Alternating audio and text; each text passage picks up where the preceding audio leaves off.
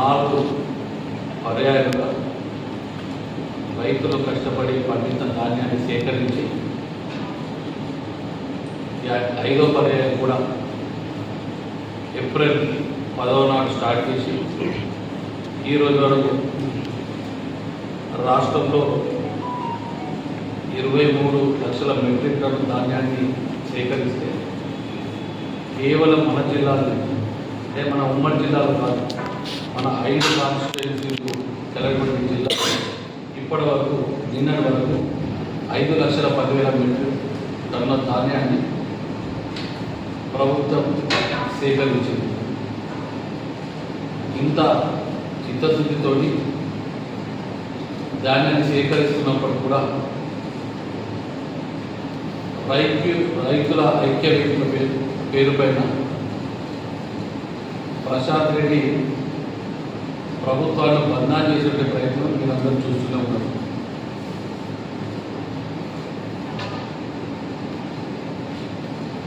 గతంలో మేము 23 అధికారంలోకి వచ్చిన తర్వాత రాకముందు టీఆర్ఎస్ పార్టీ అప్పుడు ప్రభుత్వంలో ఉండగా వాళ్ళు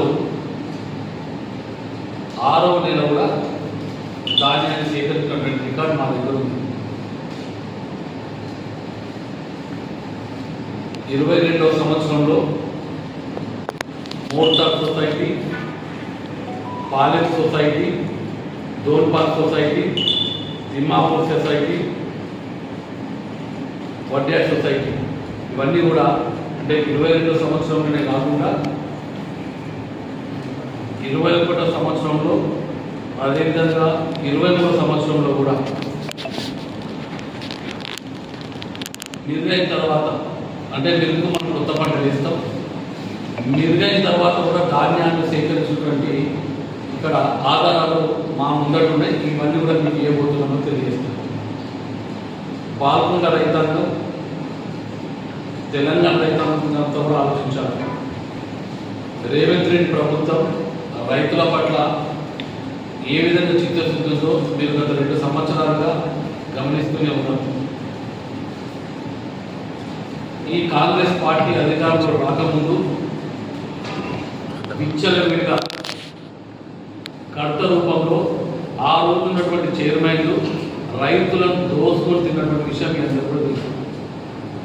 మేము ఇప్పటికీ ఈ కాంగ్రెస్ ప్రభుత్వం ఇప్పటికీ 4 పర్యాయాలుగా రైతుల ధాన్యాన్ని సేకరించినప్పటికీ కిలో కడత లేకుండా కూడా ధాన్యాన్ని సేకరించిన విషయం మేము ప్రత్యేకంగా చెప్పాల్సిన అవసరం లేదు. మీకు తెలుసు, బాగుంట ప్రజానికానికి తెలుసు, నిజామాబాద్ ప్రజానికానికి తెలుసు, తెలంగాణ ప్రజానికానికి రైతాంగానికి తెలుసు. మరి ఇటువంటి సందర్భంగా ఈ విధంగా రోడ్లు ఎక్కి రైతు ఐక్యవేదిక పేరు మీద టీఆర్ఎస్ పార్టీ దారుణం చేయడం ఇంతవరకు సభలో ప్రశాంత్ రెడ్డి గారు ఆలోచించుకుంటే బాగుంటుంది. అదేవిధంగా పాల్గొన్న రైతాంగం అంతా కూడా దీనిపైన ఈయన చేసే అరాచకాలపైన దృష్టి పెట్టాల్సిందిగా మేము అందరూ చేస్తున్నాం. గత ప్రభుత్వంలో ఈయన మంత్రి ఉన్నాడు, అంతకుముందు 5 ఏళ్ళు మిషన్ భగీరథ చైర్మన్ ఉన్నాడు. అప్పుడు ఏ విధంగా అరాచకం చేసి రైతులను దోచుకొని తిని ముష్క రూపంలో ముష్కెని రైతు దగ్గర కడత రూపంలో రైతులు ఏ విధంగా దోచుకుని ఎలక్షన్లలో ఖర్చు పెట్టిన 100 కోట్ల రూపాయలు మీరు అందరూ ప్రత్యేక సాక్షులు. మరి ఆయన కడుపు పంట ఈరోజు కాంగ్రెస్ పార్టీ పాల్గొన్న నియోజకవర్గంలో ఎటువంటి అవినీతి లేకుండా ప్రజలకు పారదర్శకంగా పాలన అందిస్తుంది కనుక ఆయన కడుపు మంటతోని ఏ విధంగా ప్రభుత్వాన్ని బదనాం చేయాలని ఒక ఆలోచనతో ఒక దురభిప్రాయంతో ప్రజలను రెచ్చగొట్టే ప్రయత్నం చేస్తున్నాడు.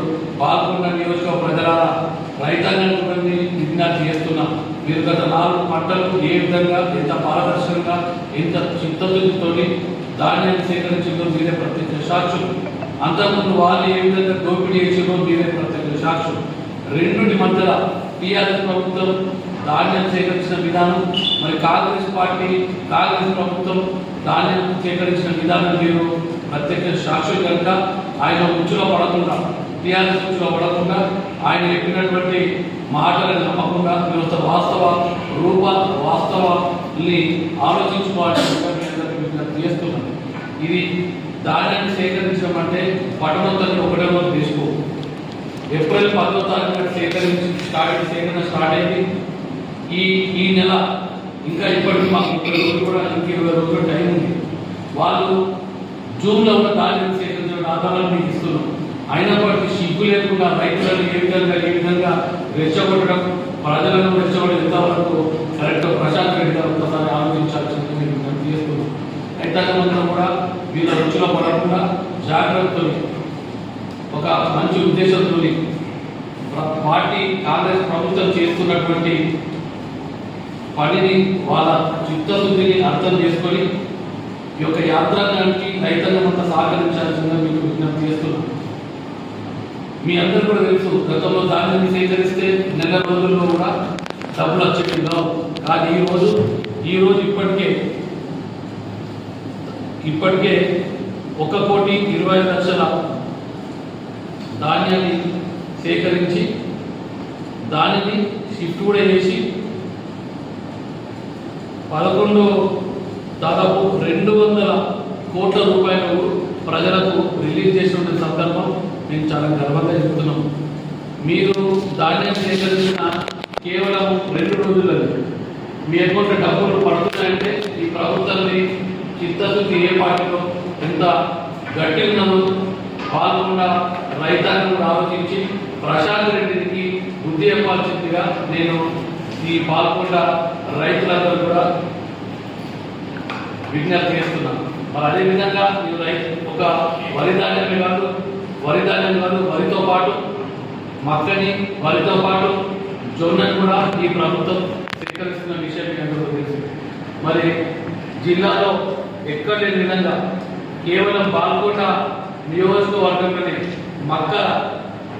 మొక్కజొన్న కొనుగోలు కేంద్రాన్ని 13 కేంద్రాలని ఇక్కడ బాల్కోట నియోజకవర్గంలో మంత్రితోని తుమ్మల నాగేశ్వరతో మాట్లాడి ఇక్కడ 13 కొనుగోలు కేంద్రాలు ఏర్పాటు చేసినటువంటి విషయం మీ అందరూ కూడా తెలుసు, రైతులకు తెలిసి విలేకరుల సోదరులకు అందరూ కూడా తెలుసు.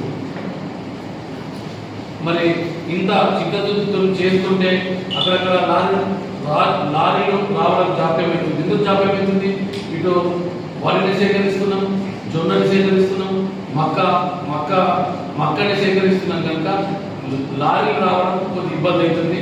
మరి ఈ సంవత్సరం కూడా అధిక దిగుబడి వచ్చింది, గట్టిగా దిగుబడి వచ్చింది. ఇంతకుముందు కన్నా దాదాపు 30% దిగుబడి పెరిగి జిల్లాలో ఈ సప్లై మేనేజ్మెంట్ కూడా ఇబ్బంది అయినటువంటి పరిస్థితుల్లో రైతులు పరిగణలోకి తీసుకోవాలి.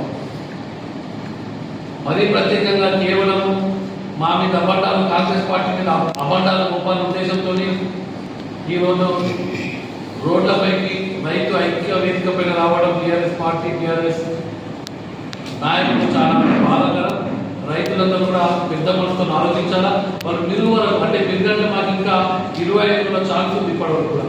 అంతకుముందే రోడ్ల మీదకి ఎక్కాల్సిన అవసరం ఎందుకు వచ్చిందో ఒకసారి బాల్కొండ నియోజకవర్గ రైతాంగం కూడా ఈ ప్రశాంత్ రెడ్డిని ప్రశ్నించాల్సిందిగా మీ అందరూ కూడా నేను విజ్ఞప్తి చేస్తున్నాను. ఆలస్యం వెళ్తున్న మాట వాస్తవం, ఉష్ణోగ్రతలు పెరిగిన మాట వాస్తవం, కొద్దిగా ధాన్యం సేకరణలో రైస్ మిల్లకు కూడా ఇబ్బంది అవుతున్నమాట వాస్తవం. నిన్ననే రైస్ మిల్లకు కూడా వెళ్ళి పరిశీలించడం జరిగింది, వాళ్ళ బాధ వినడం జరిగింది.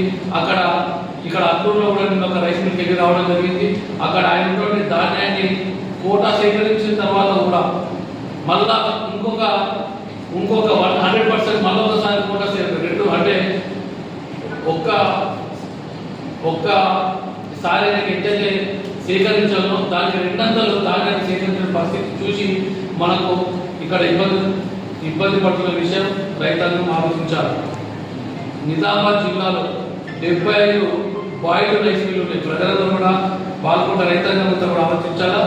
75 రైస్ మిల్లు ఉంటే ప్రశాంత్ రెడ్డి మినిస్టర్ పుణ్యమాని 23 రైస్ మిల్లు అని కూడా డిఫాల్ట్ అయిపోయింది. అంటే గతంలో ధాన్యాన్ని సేకరించి డబ్బులు కట్టకపోవడం ప్రభుత్వానికి ఇప్పుడు వాళ్ళు ధాన్యాన్ని సేకరించిన అర్హతలు కోల్పోయారు. మరి దీనికి ఎవరు కారణం? ప్రశాంత్ రెడ్డి కారణం ఒక్కసారి మనం ఆలోచించాలి. ఆ రోజు సొసైటీలను దోపిడీ చేసి సొసైటీల కమిషన్ తీసుకున్న టీఆర్ఎస్ పార్టీ నాయకులు ఈ రైస్ మిల్లులని కూడా ముఖ్యంగా బోధన ఎమ్మెల్యేలు కూడా అక్కడ బోధన ఎమ్మెల్యేకి సంబంధించిన రైస్ మిల్లు కూడా ఉన్నాయి. అంటే అట్లా అనేక విధంగా టీఆర్ఎస్ పార్టీ నాయకులు రైస్ మిల్లు ఏర్పాటు చేసుకొని రైస్ మిల్లు కాంట్రాక్ట్ చేసుకొని ధాన్యాన్ని సేకరించి ధాన్యాన్ని బయట అమ్ముకొని ఆ డబ్బును ప్రభుత్వానికి మరి ఇక్కడ సేకరించిన ధాన్యాన్ని ప్రభుత్వం కట్టకుండా డిఫాల్ట్ అయ్యి ఈరోజు 23 రైస్ మిల్లర్లు కూడా ధాన్యాన్ని సేకరించేటువంటి అర్హతలు ఈ కోల్పోయిన కారణం ఎవరు? టీఆర్ఎస్ పార్టీ కదా. ఆ రోజు టీఆర్ఎస్ పార్టీ నిజామాబాద్ జిల్లాలో నడిపించింది ప్రశాంత్ రెడ్డి కదా. ఆ రోజు మంత్రి ఉన్నాడు కదా. ఫస్ట్ ప్రజలందరూ కూడా ప్రశాంత్ రెడ్డి ఈ 23 రైస్ మిల్లు ఎందుకు డిఫాల్ట్ అయితే ప్రశాంత్ రెడ్డి జవాబు ఇవ్వాల్సిన అవసరం ఉంది. డిఫాల్ట్ కావద్దు, డిఫాల్ట్ అయితే రైతులకు ఇబ్బంది అవుతుందని చెప్పి కాంగ్రెస్ పార్టీ అధికారంలోకి వచ్చిన తర్వాత సుదర్శన్ రెడ్డి గారు గట్టిగా పట్టుబట్టి రైస్ మిల్లర్ని కూడా రైస్ మిల్లర్ దగ్గర కూడా బ్యాంక్ గ్యారెంటీ తీసుకున్నది కాంగ్రెస్ పార్టీ. ఇంత చిత్తశుద్ధితో పనిచేస్తుంటే, ఇంత రైతుల పక్షాన్ని నిలబడుతుంటే, ఇంత ప్రభుత్వానికి ఇబ్బంది కాకుండా కాంగ్రెస్ పార్టీ పనిచేస్తుంటే ఈ రోజు ప్రశాంత్ రెడ్డి ఆరోపిస్తున్నాడు. ఏమని ఆరోపిస్తున్నాడు? రైస్ మిల్లర్లు కుమ్ముక్కైంది, నువ్వు కుమ్ముక్కైనావు కాబట్టి 23 రైస్ మిల్లర్ డిఫాల్ట్ అని. ఈ రోజు చిత్తశుద్ధితో ఉన్నాం కాబట్టి ఈ నాలుగు పంటల సేకరించినప్పుడు కూడా ఎక్కడ కూడా ఒక రైస్ మిల్ కూడా డిఫాల్ట్ కాలేదు. ఈ రోజు ఆ రైస్ మిల్ పండించుంటే ఈ రోజు జూన్ లో సేకరించినాం, మే జూన్ కాదు ఇప్పటికి మే 18 వరకే మొత్తం చివరి ధాన్యాన్ని కూడా సేకరించుండే వాళ్ళం.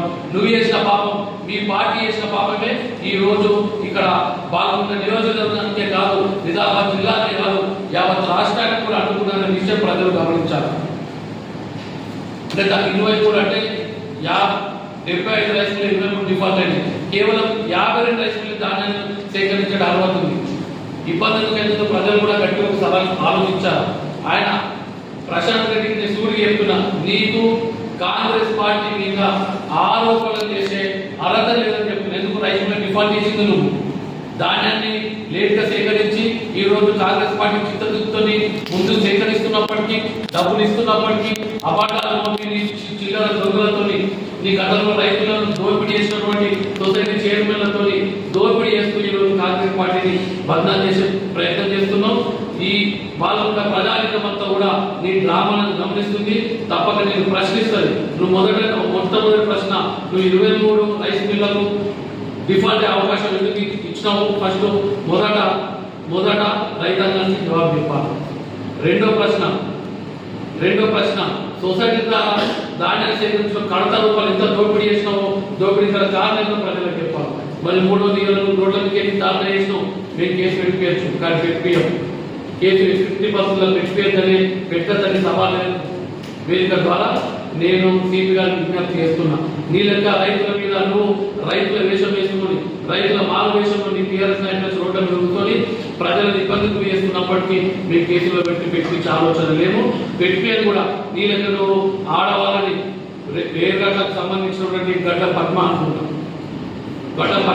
అమ్మాయి మీద పాప కేసు పెట్టి సంబంధించిన అటెండ్ కలిసి చనిపోయింది. ఆ పరిస్థితి మేము రైతులకు కన్వే తలుచుకోలేదు.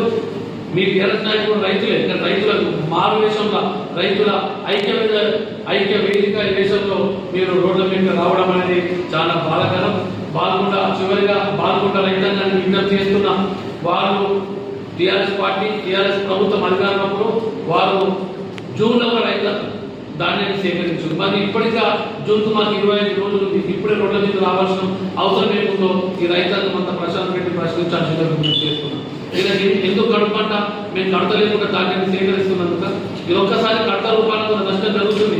ఎస్, తప్పక మిల్లర్లకు ఇబ్బంది పడుతున్నారు. ఉష్ణోగ్రత వల్ల మాయిశ్చర్ శాతం తగ్గి కొంత నూక ఎక్కువ అవడం వల్ల కొంత ఇబ్బంది పడుతున్న వాస్తవం. దీన్ని పరిగణలో తీసుకోవాలి. కానీ మీరు కుమ్ముకైనట్టు మీరు కుమ్ముకు కాలేదనే విషయం రైతాంగం గుర్తించాల్సిన కోరుకుంటున్నాం. ఒకవేళ మాకే ఆలోచన ఉంటే గతంలో సేకరించిన 4 పర్యాలు ఏ విధంగా అయితే ఎప్పుడైతే మేము మీ ధాన్యాన్ని సేకరించి కట్టలేకుండా సేకరించినామో ఈ రోజు కూడా అదే విధంగా చేస్తుంది. కానీ ఇక్కడ ఇబ్బందుల మాట రైతులకు పరిగణలోకి తీసుకోవాలి. మన ధాన్యం మొక్కజొన్న సేకరిస్తున్నాం, జొన్నను సేకరిస్తున్నాం. ఉష్ణోగ్రత పెరిగితే లేబర్ ఇబ్బంది ఉన్నది. రైస్ మిల్లలో కూడా మన దగ్గర బాయిల్ రైస్ మిల్స్ లేవు. జనరల్గా ఈ దొడ్డు వాటిని సేకరించి దొడ్డు వాళ్ళని కేంద్ర ప్రభుత్వం సేకరించేది, కానీ కేంద్ర ప్రభుత్వం చేతులు ఎత్తేసింది. రైస్ కాకుండా మాకు బాయిల్ రైస్ కావాలని వాళ్ళు టార్గెట్ పెట్టేది. మన దగ్గర బాయిల్ రైస్ 23 రైస్ ఉందని మోసం చేసింది. వాళ్ళ దగ్గర మంది కుక్కులాగా డబ్బులను తిని వాళ్ళకు ఎటువంటి అవకాశం ఇచ్చినప్పుడు మీరు ముఖ్యంగా మీ పార్టీ నువ్వే నీ నాయకత్వంలో జిల్లాలో ఆ రోజు మంచి జరిగిన చెడు జరిగిన నీ నాయకత్వం కాబట్టి 23 రైస్ మిల్లకు దీపావళి అవకాశం కల్పించింది ప్రశాంత్ రెడ్డి గారు కాదా అని ఒకసారి ఆగి చూసుకోవాలి. ఈ రోజైనా కట్టుమంటుంది. ఈ కాంగ్రెస్ పార్టీ పథకాలు అద్భుతంగా ప్రజలకు చేరినాయి. ప్రజలు మహిళలు 200 మహిళలు ఉచిత బస్సు ప్రయాణం ఉపయోగించుకుంటున్నారు. 200 యూనిట్ల వరకు ఉచితంగా కరెంటు వస్తుంది. అందరికి రేషన్ కార్డు ఇవ్వడం జరిగింది. ఇంటింటికి చిన్న పెద్ద లేకుండా అందరు కూడా తన బియ్యం బట్టలు సప్లై చేయడం జరుగుతుంది. ఇందులో మిల్లు ఇవ్వడం జరిగింది. రైతులకు రుణమాఫీ చేయడం జరిగింది. మరి అదేవిధంగా ధాన్యం కూడా అద్భుతంగా సేకరిస్తూ కడత లేకుండా ధాన్యాన్ని సేకరించడం రైతుల దగ్గర కాంగ్రెస్ పార్టీకి మంచి పేరు వస్తుంది. ఈ సేకరించిన ధాన్యానికి డబ్బులు వెంటనే కాంగ్రెస్ పార్టీ ఇచ్చేస్తుంది. రైతులకు మంచి పేరు వస్తుంది కనుక ఒక చెడు మార్గంలో రైతులను ఒక ఇబ్బంది చేయాలని ఆలోచనతో పోతున్న ప్రశాంత్ రెడ్డి ఇది ఎక్క రోజు నడని నీ డ్రామా నడై నువ్వు దొంగవని మొన్న ఎలక్షన్లో నువ్వే నిరూపించుకున్నావు. ఎకరం 2 ఎకరాలు లేనోడివి 100 కోట్లు ఎలక్షన్లో ఖర్చు పెట్టడం దొంగ పైసలే కదా అని ప్రజలకు ఆలోచన వచ్చేసింది. నెక్స్ట్ ఎలక్షన్లో భర్తలు నువ్వేం డ్రామాలు వేసినా చెల్లవనే విషయాన్ని ప్రశాంత్ రెడ్డి ఆలోచించుకొని ప్రజల తప్పుదో వాటిని పట్టించకుండా అనవసరంగా ఎండల ప్రజలకు ఇబ్బంది పెట్టద్దని మనం విజ్ఞప్తి చేస్తూ రైతాంగాన్ని కూడా ఈ కాంగ్రెస్ పార్టీ చేసిన మంచి పని ఆలోచించాల్సిందిగా కోరుకుంటూ ముగిస్తున్నాం. జై హింద్, జై కాంగ్రెస్.